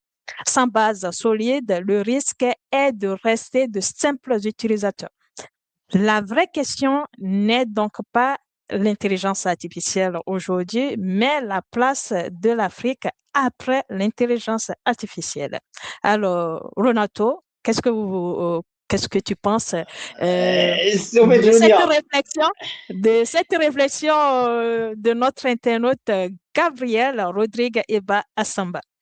Non, en fait, il a raison. En fait, le problème aussi, c'est que je n'aime pas, c'est quand on parle de l'Afrique comme ça. On parle de l'Afrique comme si c'était un pays. Non. Je veux dire, la réalité sud-africaine, la réalité, je veux dire, béninoise, la réalité rwandaise, la réalité congolaise n'est pas la réalité du Sénégal, de l'Éthiopie et tout. Moi, je pense qu'à un moment, nous nous embrouillons aussi quand nous voulons sauver l'Afrique. Non. Avant de résoudre des problèmes continentaux, résolvons d'abord des problèmes nationaux. Résolvons des problèmes nationaux. Avant de parler continent, nation. Avant nation, bah, même ta ville. Moi, je vois beaucoup de gens, surtout dans la diaspora, oh non, je vais ouvrir une entreprise africaine. Non, non, non, non, non. Tu es de la RDC comme moi, tu es d'origine congolaise, c'est bien. Quand tu rentres, oui, le Congo est en Afrique, mais le Congo, ce n'est pas l'Afrique. Faisons très attention, en fait. Déjà, quand on n'est même pas. En fait, j'ai bien aimé, j'ai vu un commentaire là. Il y a un garçon là qui vient des États-Unis, là, qui circule dans tous les pays. Là, librement, 28 jours. Là, il circule. Vous, essayez avec votre. Oui, exactement. Essayez avec votre passeport africain si vous pouvez circuler pareil. Mais non, c'est impossible. En fait, je veux dire, à un moment, on peut pas juste parler de l'Afrique pour montrer que nous connaissons l'Afrique, que nous aimons l'Afrique. Ça sert à rien quand vous n'êtes pas. En fait, on peut rêver grand, mais commençons petit. Petit. Je ne cache pas. En fait, on n'a même pas une data center communautaire. Il n'y en a pas. Il n'y en a pas. Je ne cache pas, aujourd'hui, je suis en France, voilà, si j'ai envie d'aller en Belgique, en Europe, effectivement, il y a l'Europe continentale, mais il y a l'Union européenne. L'Union africaine, c'est où? On n'est même pas capable, déjà même, Kinshasa et Brazzaville, ce sont les deux capitales les plus proches du monde, mais il n'y a même pas un pont. Il n'y a même pas un pont qui nous réunit. Il n'y a même pas. Je veux dire, c'est bien de vouloir, quand on n'est pas capable déjà de faire des choses même nationaux. Bref, voilà, je veux dire, la question donc n'est pas liée après l'Afrique, mais en fait, je veux dire, moi, j'ai dit, c'est pour ça que j'aime beaucoup les pays asiatiques. Les Africains, nous sommes un de rares peuples où quand nous parlons nous des continents. Ce qui fait, par exemple, la force des pays asiatiques ou même de pays européens, ils sont d'abord individuellement forts. Ah, il y a une autre question. Bon, bref. Oui, c'est très intéressant. Quel domaine est le plus porteur dans l'IT? Je ne sais pas. Il faut écouter son cœur. C'est complexe. En fait, pourquoi est-ce que je veux le dire? Parce que moi, par exemple, moi, je suis en fac de médecine. OK? Moi, je suis en fac de médecine. Bah, je tombe en informatique par hasard. J'ai commencé opérateur des saisies. Je suis passé. J'ai fait opérateur de saisie. IT s'apporte dans un cybercafé. J'ai fait de l'ingénierie. J'ai basculé ingénieur réseau. J'ai fait admin de base de données. Bref. Aujourd'hui, si je dois conseiller quelqu'un d'aller dans l'IT, c'est toujours de commencer par les fondamentaux. Dans la vie, on peut sauter des étapes, mais on ne peut pas brûler les étapes. J'aime beaucoup cette phrase. On peut sauter les étapes, mais on ne peut pas les brûler. Bah oui, en fait, c'est l'Afrique, c'est que là, on a, ah oui, il y a une révolution digitale. OK, parce qu'il y a les smartphones, mais vous n'avez pas construit l'infrastructure. Vous voyez, maintenant, tout le monde fait une connexion. Alors, en fait, quel domaine? Aujourd'hui, si je dois conseiller l'ancien moi, les fondamentaux, comprenez comment un ordinateur fonctionne. Attention. Et puis, comprenez comment le réseau informatique fonctionne. Parce que je l'ai dit toujours, l'information est traitée dans l'ordi. Quand je dis ordi, c'est tout ce qui est ordi, smartphone, frigo, voiture. Et puis, il circule dans le réseau. Aujourd'hui, je ne fais plus beaucoup de l'opérationnel. Mais si vous maîtrisez le réseau informatique, vous maîtrisez, en fait, pas forcément expert. Vous voyez, j'ai essayé de parler de l'IA. Je ne me considère pas comme un expert dans l'IA. Pas du tout. Mais j'ai une vision large. Quel domaine? Soyez ouvert. Moi, comme je l'ai dit, à la base, j'ai un diplôme. En fait, je veux dire, j'ai commencé en bureautique. Après, je suis allé faire analyste programmeur. J'ai fait une reconversion en système et réseau. J'ai travaillé dans la cybersécurité. J'ai travaillé comme chef de projet. Aujourd'hui, en fait, je fais un métier, si je le dis, il n'y a personne qui ne va peut-être, peu de gens. Aujourd'hui, je fais du M&A, c'est-à-dire Merger and Acquisition, fusion et acquisition. Je fais ce qu'on appelle de carve-in et de carve-out. Ça ne veut rien dire pour beaucoup. Quel secteur aller? La question, c'est un peu compliqué. C'est comme si on me dit, en fait, quel secteur de la médecine j'y vais? Si je dois conseiller, ça reste vague, en fait. En fait, ça reste vague, mais c'est bien. Mais aujourd'hui, commencez par les fondamentaux. Et puis, avec les temps, vous allez voir. Donc, en fait, tout dépend de d'où vous partez. Il faut être très autodidacte, il faut être humble, rester internal apprenant. En fait, c'est pour ça que moi, je n'aime pas les gens qui se donnent les titres de coach. Je n'aime pas. Parce que quand les gens ils se donnent, regardez très bien, les gens qui se donnent les titres de coach, vous les verrez rarement dire que je suis allé suivre une formation, ou j'ai étudié ceci, ou j'ai lu ceci. Non. Parce que quand quelqu'un se donne les titres de coach, il donne maintenant que c'est lui qui est arrivé quelque part. C'est lui qui enseigne aux autres. Lui, il n'ira jamais apprendre. Une de choses, rester des éternels apprenants. L'humilité. Il y a toujours, c'est comme là quelqu'un qui m'a posé une question, je ne sais pas, parce que je ne suis pas un expert du numérique dans la globalité. Il y a des choses que je ne connais pas. J'ai mes domaines d'expertise. Donc, autant quand je ne connais pas, je le dirai dans la fierté, mais quand je connais aussi, je le dirai. Restez ouvert, soyez curieux, autodidacte, oui, mais en fait, deux fois, on a besoin d'apprendre des autres. C'est vraiment rester un éternel apprenant. Parce que moi, par exemple, personnellement, j'ai jamais aimé le mot étudiant. Je préfère toujours apprenant. Parce qu'on finit les études, mais on ne finit jamais d'apprendre. D'apprendre. Merci beaucoup, Ronato, d'avoir apporté toujours des réponses efficaces, optimales à toutes ces questions. Alors, en attendant qu'on ait d'autres questions en se basant sur cette présentation que tu viens de nous faire sur la perception de la transformation numérique.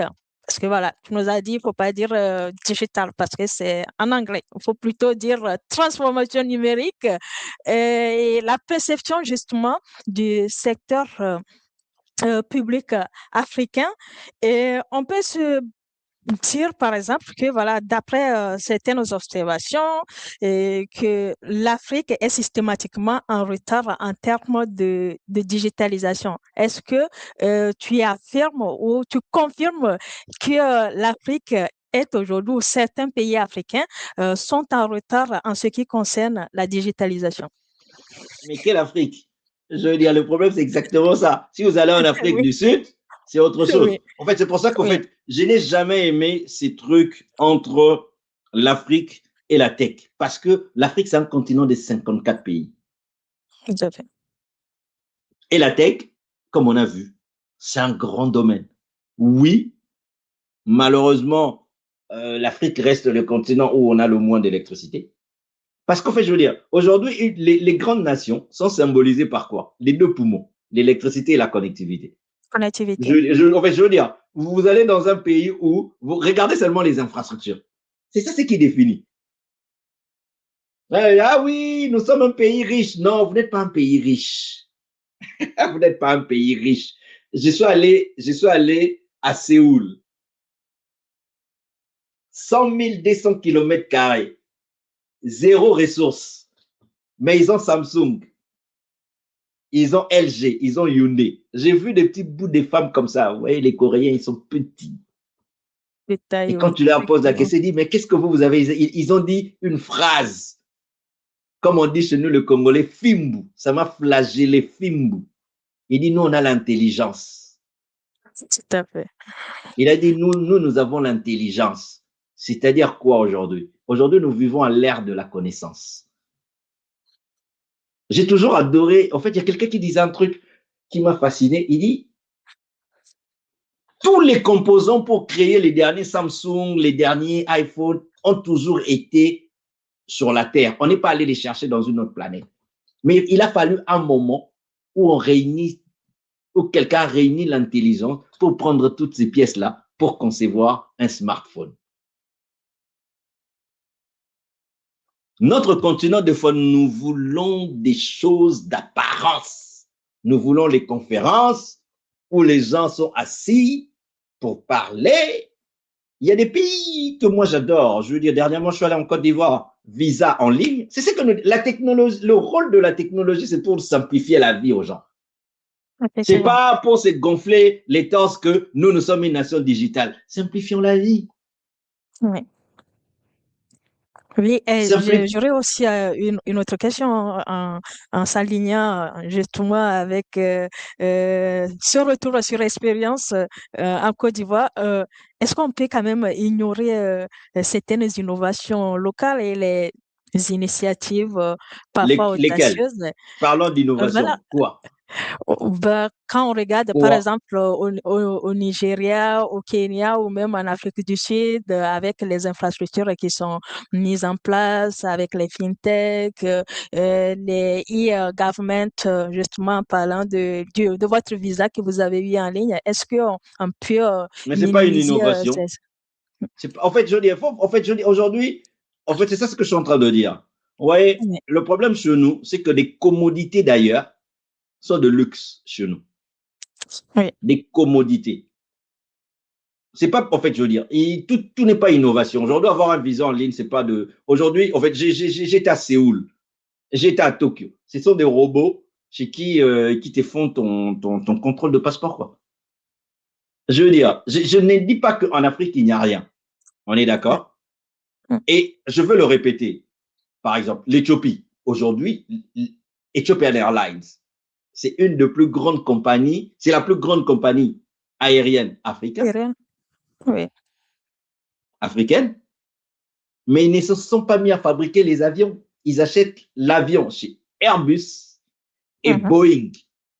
Qu'est-ce qui empêche toutes les nations africaines d'acheter des avions chez Boeing et chez Airbus et faire une grande compagnie? L'intelligence.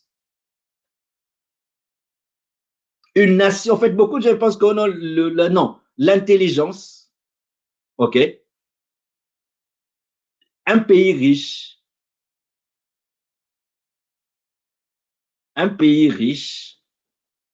ce n'est pas un pays qui a des ressources. C'est quand vous mettez de l'intelligence. C'est comme ça que la Corée du Sud, ils n'ont rien, mais ils ont Samsung. Samsung, c'est un temple. C'est un temple. Je veux dire, vous créez de la richesse. La richesse, ce n'est pas dans le sous-sol, c'est le cerveau que vous mettez. Ah oui, il y a quelqu'un qui parle de la cybersécurité là. Oui, il y avait une question bien avant ça de Dieu merveilleux Bouamoulondo. Excusez-moi si j'ai pas bien prononcé le nom. Bouamoulundu. Ah, ok. Mais c'est un super nom, quoi. Dieu merveilleux. Waouh, ça, c'est vraiment des noms de chez nous, là. Ça, c'est l'air de. D'accord. Ok. Alors, donc, Dieu merveilleux me demande, je vous suis depuis Kinshasa, RDC. La cybersécurité la cybersécurité évolue en fonction des systèmes actuels. Donc, c'est une question.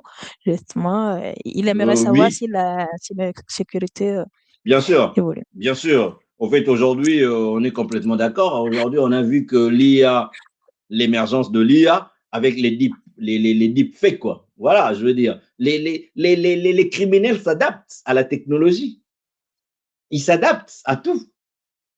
Oui, effectivement, on est complètement en phase où la cybersécurité évolue en fonction de l'évolution. Voilà, on a vu, voilà, ça évolue avec, on est complètement d'accord. Merci pour cette réponse. Alors, Dodo Imene qui nous dit pour votre intervention, merci pour votre intervention. Nous sommes vraiment pourris. Ma question est de savoir, avec l'augmentation des attaques basées sur l'intelligence artificielle, comment faire pour garantir le CIA? Vraiment, je ne En sais pas fait, vraiment oui, ce que vous monsieur. voulez dire par le CIA. Oui, oui, non, mais les CIA, c'est ce qu'on a vu, la confidentialité, l'intégrité et la Ah, disponibilité. ah, Bah, d'accord, en ok, fait, super. bah, en fait, c'est ça, c'est exactement ça, en fait, je veux dire. Euh, Aujourd'hui, l'IA est, est déjà utilisée aussi pour détecter des attaques. Je te donne un exemple. Euh, 90% de mails au monde, c'est du spam. C'est du spam. Donc, dans un passé, mon métier, c'était, en fait, par exemple, j'ai travaillé comme consultant pour la RATP, 25 000 employés, sécuriser leur email. On a déployé, bon, en fait, aujourd'hui, tout le monde utilise Microsoft 365, mais à l'époque, les gens avaient leur serveur de mail chez eux. Hmm, Donc, l'IA aujourd'hui peut déjà détecter que le contenu de ces mails, ces pièces jointes, voilà, ça peut déjà les détecter. Mais comment est-ce qu'on peut augmenter? Bah, en fait, on va aussi utiliser l'IA. tout Mais, à fait. je veux dire, la grande faille, ça reste l'humain. On est d'accord? Parce qu'aujourd'hui, on est complètement d'accord. Peut-être que pendant qu'on fait ces calls-là, vous pensez que vous parlez avec Rose alors que ce n'est pas Rose. Donc, il y a un travail, Je- oui, la technologie, mais il y a aussi un vrai travail d'éducation. Aujourd'hui, il faut se dire que, bah oui, faisons attention. Ce n'est pas parce que, en fait, aujourd'hui, on peut copier la voix de quelqu'un. Aujourd'hui, tu reçois un appel, tu entends la voix de Rose, mais ce n'est pas Rose. Quelqu'un peut copier sa voix. Donc, en fait, aujourd'hui, Exactement. non seulement on peut réduire sur le plan technologique aussi, de l'IA à l'IA, mais c'est aussi un vrai travail d'éducation parce que la faille la plus grande, c'est l'humain. Tout à fait. Alors, nous allons passer à la question suivante. On n'a plus assez de temps. On va essayer de faire 1 heure et demie, comme ça on va pouvoir diffuser le live après. Alors, des œuvres comme Cahiers d'un retour au pays natal voulaient réveiller des consciences africaines.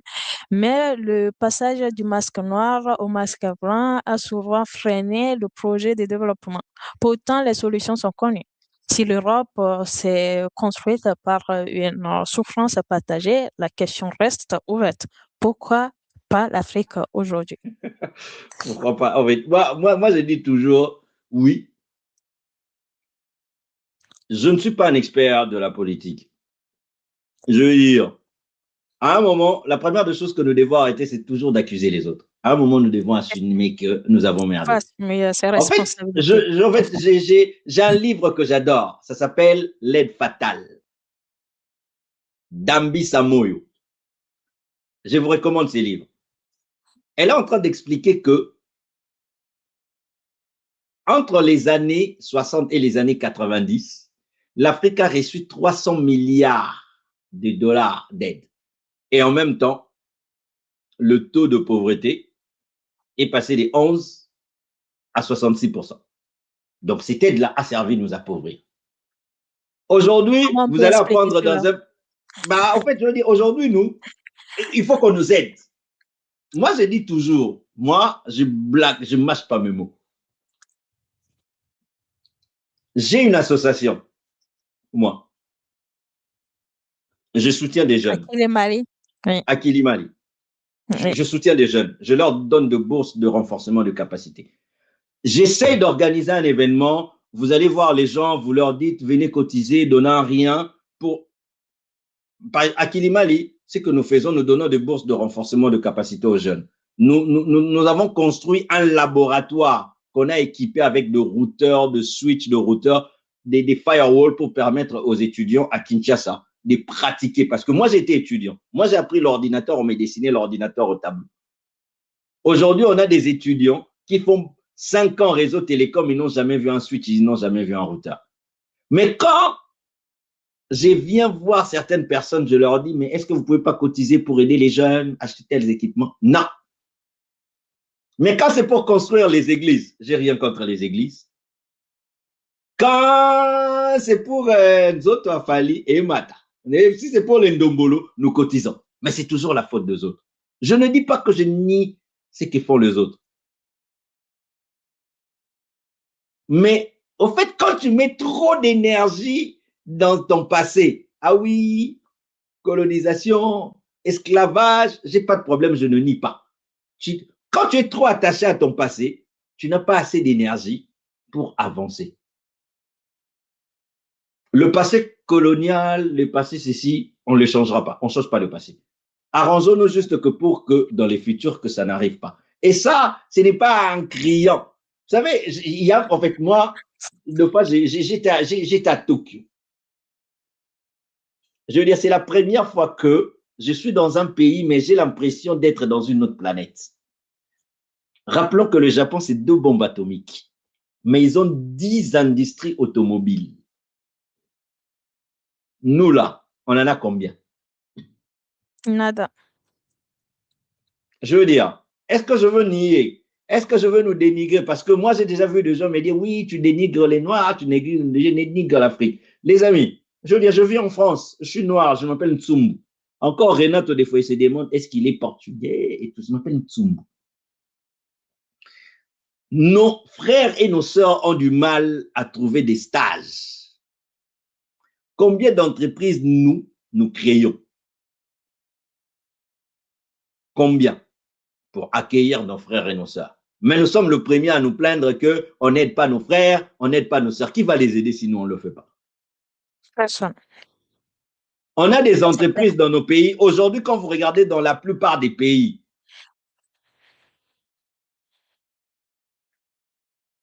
non, c'est vous qui avez un souci de connexion, pas moi. Oui, mais c'est ce que je veux dire. C'est ce que je veux dire. Aujourd'hui, quand vous regardez des programmes de financement des entreprises, nous vivons le néocolonialisme. Aujourd'hui, quand il y a la formation des jeunes, c'est financement de l'étranger. Je dis, prenons-nous en charge. Ah, il est passé à la RATP. Moi aussi, première mission que j'ai fait en 2017 à la RATP. Première mission que je fais en tant que consultant. En fait, je veux dire, je ne nie pas le passé, mais à un moment, pourquoi est-ce que on respecte les... Dans la vie, si vous voulez qu'on vous respecte, apprenez à vous respecter. La Bible dit ceci, je veux atterrir. La Bible dit que la main qui donne est toujours au-dessus de celle qui reçoit. 2, celui qui donne ordonne.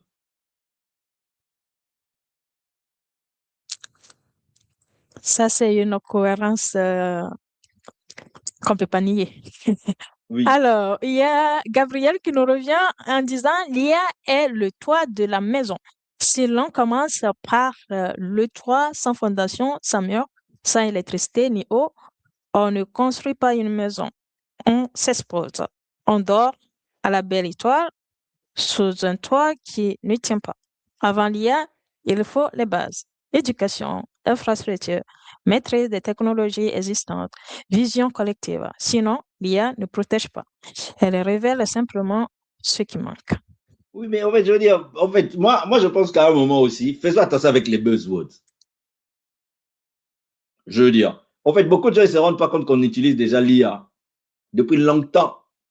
Quand tu mets Wave, pour ceux qui vivent dans les pays occidentaux pour calculer ton chemin, c'est déjà l'IA. Je veux dire, nous, le problème avec nous pensons toujours dire, ah oui, on veut une IA à l'africaine. Non. En fait, avant d'être un pays innovant, on peut consommer l'innovation des autres. En fait, je veux dire, moi, il n'y a pas de problème. Les cahiers des retours d'Africains, moi, les trucs. En fait, regardez, je vais vous dire une chose. Je sais qu'il ne va pas aimer, mais je veux le dire. Qui se rappelle de Véron Mankou? Véron Mankou, moi, je ne le connais même pas. Tu ne le connais pas. Qui connaît Véron Mankou? Véron Mankou a déclaré, en fait, c'est un Congolais de Brazza. Il a sorti, je veux dire, le premier smartphone africain. Il n'y a pas de débat. Si vous avez le temps, cherchez Véron Mankou. Il a fait une déclaration en 2014. Il a dit que nous allons dominer Samsung en Afrique. Je veux dire, à un moment, la technologie, elle ne s'impose pas. La technologie, en fait, regardez, je donne un exemple. Aujourd'hui, tout le monde consomme l'innovation de tout le monde. Tout le monde. Comme on a vu, Internet est né aux États-Unis. Ah oui, les bâtons dans le roue, il y en aura toujours. Il n'y a personne qui n'a pas les. En fait, je veux dire, les Japon, c'est 2 bombes atomiques. 2. Je n'ai pas dit le contraire. En fait, c'est pas parce qu'on ne peut pas tout faire qu'on ne peut rien faire. OK? C'est pas. En fait, je veux dire, c'est pour ça que 2 fois, allons voir ce qui se passe ailleurs. Allons voir. Et on peut rêver grand, mais commençons petit. Moi, j'insiste beaucoup. En fait, avant d'avoir une Afrique continent fort, nous devons avoir des nations africaines individuellement fortes. Ou même des géants. En fait, je veux dire, oui, on nous met dans les bateaux dans le roue. OK. Bah, écoutez, je vais être clair. La Chine, pour qui nous déroulons les tapis rouges dans nos pays africains, c'est eux qui veulent détruire l'économie aux États-Unis et tout. Ils ne les aident pas. Et nous, qu'est-ce qu'ils vont nous apporter? En fait, nous, aujourd'hui, le problème, c'est qu'aujourd'hui, la nation chinoise, en fait, il fait de nous de mendiants. Je dis, eux, ils n'ont pas de problème. Ils vous prêtent de l'argent, ils ne vous demandent pas les trucs de démocratie, de tout, je ne suis même pas là. Mais qu'est-ce que ça construit? Je veux dire, les sujets, il n'est pas politique, mais je le dis, ça ne sert à rien d'insulter l'Occident pour après dire que, ah oui, les Russes, c'est ce qui viennent. Bah, tout le monde viendra pour ses intérêts. Le jour où nous-mêmes, nous allons commencer aussi à penser à nos intérêts. Je veux dire, à un moment, bah, écoutez, moi, je veux dire, quand les différents présidents, tout le monde va faire, on est dans la guerre commerciale. C'est juste nous voulons que d'autres aient pitié de nous. Je veux poser cette question. Quelles sont les nations africaines qui donnent des bourses d'études aux autres nations africaines? Lesquelles? Parce que c'est d'autres personnes qui forment l'éducation de nos enfants. J'ai même vu une ville, pour gérer les poubelles. C'est l'Union européenne qui finance. Comment est-ce qu'on va nous respecter? Je pense qu'à un moment, soyons responsables. Je répète encore, je ne nie pas tous les bâtons dans le roue. Je le dis, mais on va commencer à pleurer pendant combien de temps? Hein? Moi, je ne cache pas. Début des années 90, les Éthiopiennes venaient mendier dans les rues de Kinshasa. Pas ce que j'ai entendu, j'ai vu. We are the world, c'est l'Éthiopie. Allez maintenant en Éthiopie. Regardez, ils ont Ethiopian Airlines. Est-ce que Ethiopian Airlines met des bâtons de roue? Bah, il y a certaines destinations, les gens préfèrent Ethiopian que prendre Air France ou n'importe quoi. Pourquoi est-ce qu'ils continuent? Ils vont construire les plus grands hubs africains. C'est aussi un pays africain. Pourquoi est-ce qu'eux, ils réussissent, pas d'autres? Ils ne sont pas des extraterrestres. Bah, ils ne sont pas des extraterrestres. Ils achètent les avions chez Boeing et Airbus. Ils achètent les mêmes avions.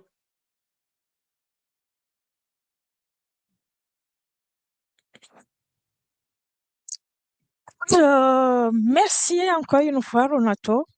Toujours. Donc, je m'excuse, Rose. Donc là, on parle des technologies. Ouais. Hein. On parle des technologies. OK? Je veux dire, on n'a pas besoin d'inventer un Internet africain. On n'a pas besoin d'inventer l'électricité. Vous regardez sur le réseau social le nombre de fois on va se dire, oh non, un jeune Africain a inventé. 2 ans, 3 ans après, il va disparaître. Moi, j'ai déjà même vu quelqu'un me dit, non, j'ai fait un ordinateur africain ou congolais. J'ai dit, il n'y a pas de problème. Mais donne-moi une seule raison. Moi, je ne mâche pas mes mots. Mon dernier ordinateur que j'ai acheté chez Apple, j'ai 48 gigas de RAM. Ça me coûte à peu près 4 000 euros. OK. Mais je sais que si j'ai un problème, j'irai chez Apple. Ils vont le. Alors, toi, si tu enlèves un ordinateur africain, pourquoi est-ce que je vais acheter ton ordi et que je n'achète pas Apple? Donne-moi une bonne raison. Et je veux dire la même chose. Personne n'achète Samsung parce que c'est sud-coréen. Personne n'achète un Apple parce que c'est américain. Parce que ça marche. Et que ça, quand ça tombe à panne, bah, tu peux retourner Bah justement oui. acheter les mêmes Non, mais marques en fait, je veux dire, pour... il faut, en fait, je veux dire, à un moment, en fait, nous devons, je mâche pas mes mots. Combien de fois nous entendons des entreprises aériennes de nos continents, tu rates un voyage, on te laisse, tu es en retard, ils s'excusent même pas. Bah, il y a des compagnies qu'on connaît, s'ils sont en retard, moi, dernièrement, je veux citer les noms. Air France, ils sont en retard, je venais d'Abidjan. Ah, mais ils m'ont remboursé mes 300 boules parce que c'est écrit, parce que, au fait, ils le respectent. 300 boules, là, j'ai encore payé un autre billet. Je pense qu'à un moment, je veux dire juste, ah oui, l'innovation africaine. En fait, oui, mais en fait, je veux dire, pas dans les slogans. dans les faits. L'Africain qui, je veux dire, pour moi, crée ton produit. Et en fait, j'ai même vu, oh non, on va faire les Spotify africains. En fait, vous savez, l'argent que Spotify a, oh, le Netflix africain, tu sais combien ça coûte le droit pour avoir des films? En fait, il suffit juste pas de mettre africain. Non. Moi, j'ai eu des problèmes avec certains il y a 10 ans, ou 10 ans environ, quand Internet commençait un peu à émerger, un jeune en RDC, il veut créer l'équivalent de Spotify. Je lui ai dit, ton idée, il est top, mais avoir Internet, c'était un luxe. Qui va payer son Internet pour écouter de la musique en ligne en permanence? Qui? En fait, donc tu n'es pas dans un environnement favorable. Donc c'est pour ça que je dis, le problème de la plupart, nous, entrepreneurs africains, c'est que quand on a besoin du lait, il faut que tu élèves toi-même ta vache. C'est pour ça qu'en fait, tu vois, tu as juste ton... En fait, je veux dire, il y a des pays où, je suis allé au Costa Rica. Tu vois, un pays de, en fait, de foi, mais il y a le courant partout. Il y a les routes partout. Tu arrives, tu as la connexion partout. Deux fois, nous, quand tu veux créer ton business, toi-même, tu dois te transformer en expert de la connexion, en expert de moyens de paiement, même si les moyens de paiement aujourd'hui ont explosé. Mais regardez Blablacar, je veux m'arrêter là, Blablacar. Blablacar n'a pas construit les routes. Blablacar n'a pas construit la sécurité pour que, même si je ne connais pas Rose, on monte dans la même voiture. Blablacar n'a pas construit les moyens de paiement. Il a juste créé une plateforme. Pourquoi? Parce que l'écosystème est là. C'est la même chose pour Uber, c'est la même chose pour Airbnb. Des plateformes, pourquoi? Parce que l'écosystème, parce que l'environnement est là. Et comme quelqu'un l'a dit, moi je le dis, hein, on est tellement en retard que là, il y a des gens qui ont 100 ans d'innovation. Les Chinois ont été très malins. Les Chinois, pendant longtemps, on s'est moqué de, ah oui, tout le monde va fabriquer là-bas. Aujourd'hui, ils font la concurrence avec les MG, avec les voitures. Ils ont appris la technologie. Tout à fait. Oui, c'est cette idée que tu viens de soulever sur la Chine, ça m'a fait penser. Moi, je regarde souvent les podcasts. Tout récemment, au Forum économique à Davos, bon, j'avais regardé celui de 2020 et il y a une patronne d'une industrie italienne qui disait que quand il y a une nouvelle technologie, les Américains, par exemple, transforment ça en une magie, les Chinois copient et les Européens mettent des normes, des règlements. Et moi, juste la question que je me suis posée, que font les Africains? Tout de suite, J'ai je me dis, jamais les été, j'ai Africains. jamais été d'accord avec ça parce que Ok. Quand on Euh, parle de l'Europe, par exemple, mais en fait, mais c'est vrai. Mais quand les gens, en fait, moi je dis toujours, même là maintenant on le voit. Vous savez, l'Europe, c'est un continent qui a connu la guerre. Même là, quand ils disent, ah oui, Poutine et tout, ici, bah, franchement, les Européens, en fait, je veux dire, ils ne sont pas parfaits. Mais les Européens feront, surtout dans leur territoire, on va être d'accord, ils ouais. pousseront toujours dans la négociation parce qu'ils ont vécu la guerre. Ça, c'est de un. Des deux, oui, réguler. Regardez ce qui se passe avec. Vous voyez comment est-ce que Airbus, par rapport à Boeing, on a plus de crash d'avion de qui? Donc, oui, Pourquoi? des- Sous-traitance, sous-traitance, sous-traitance. Il faut aller vite. Vous savez que Airbus, même en Europe, on les sanctionne. Pourquoi? Parce que la qualité, c'est une exigence. Oui, ça peut être à la fois une faiblesse ou on ne laisse pas trop l'innovation, mais moi, je donne mon avis. Je pense qu'aujourd'hui, oui, malheureusement, ça freine un peu l'innovation parce qu'il y a des moments où je me dis que si on avait, par exemple, Louis Pasteur maintenant, il n'aurait pas découvert le vaccin parce qu'il y a trop de régulation. Mais c'est là où aussi ça devient exigeant en matière de qualité. effectivement. Aujourd'hui, en fait, on a vu, en fait, il y a beaucoup de, comment on appelle, chez Boeing, bah, il y a tellement de sous-traitance que la qualité. En fait, beaucoup de gens, ils ne se rendent pas compte. Je veux dire, moi, je connais quelqu'un.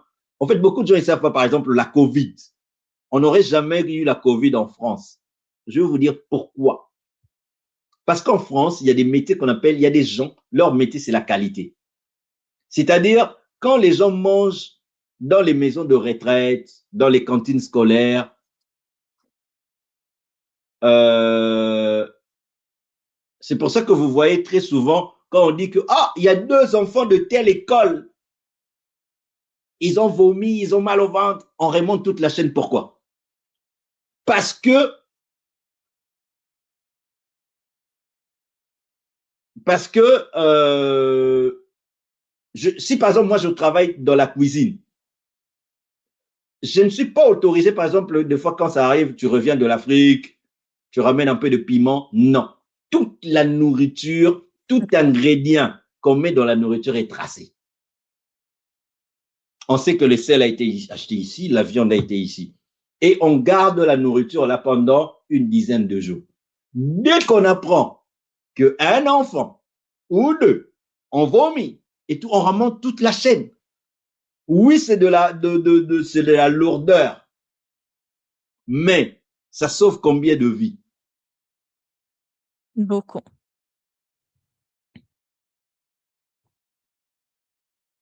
Ça sauve combien de vies? Voilà. Beaucoup de vie.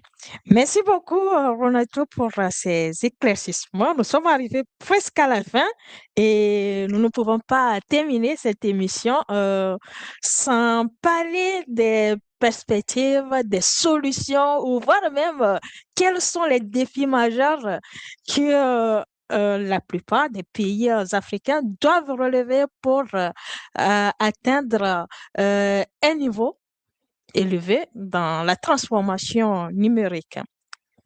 Quels sont déjà les défis et puis voilà les perspectives et les solutions que tu peux nous proposer.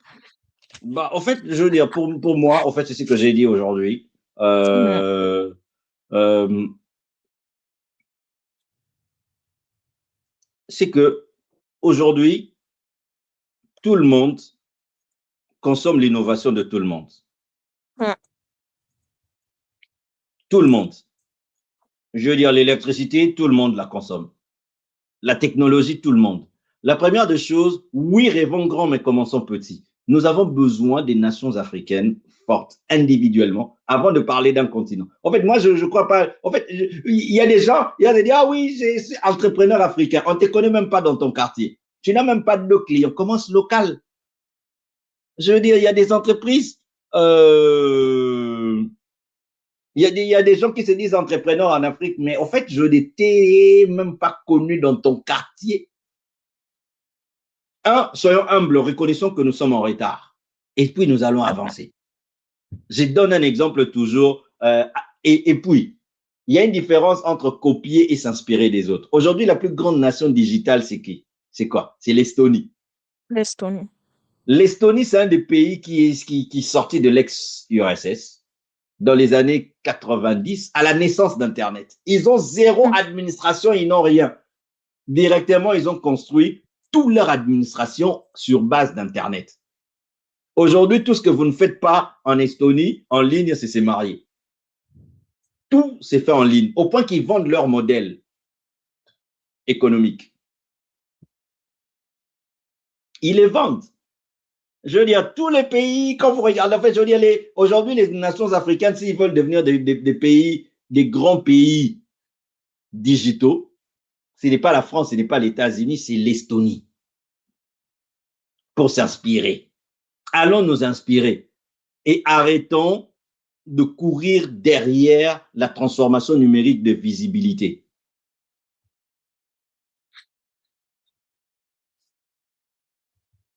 De visibilité, c'est important.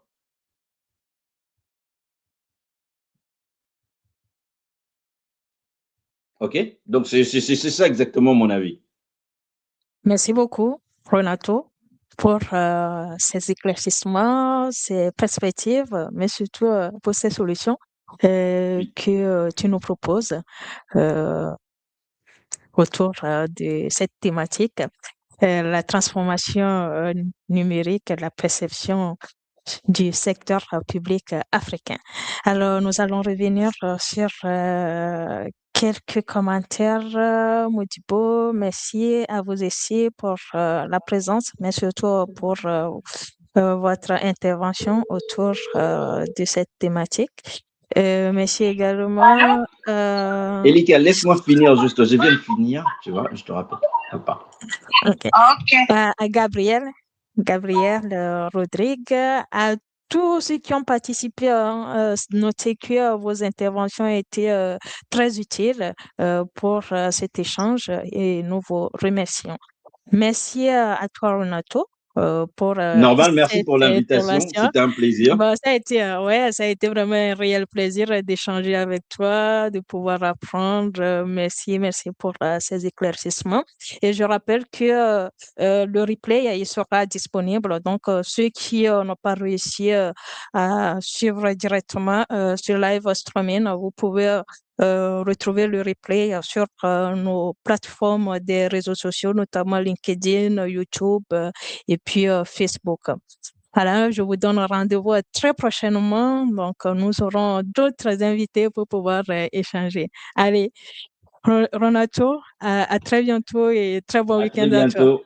Pareillement, Oui. merci beaucoup pour l'invitation. Merci. Au revoir. Bon week-end à tous. Que Dieu vous bénisse.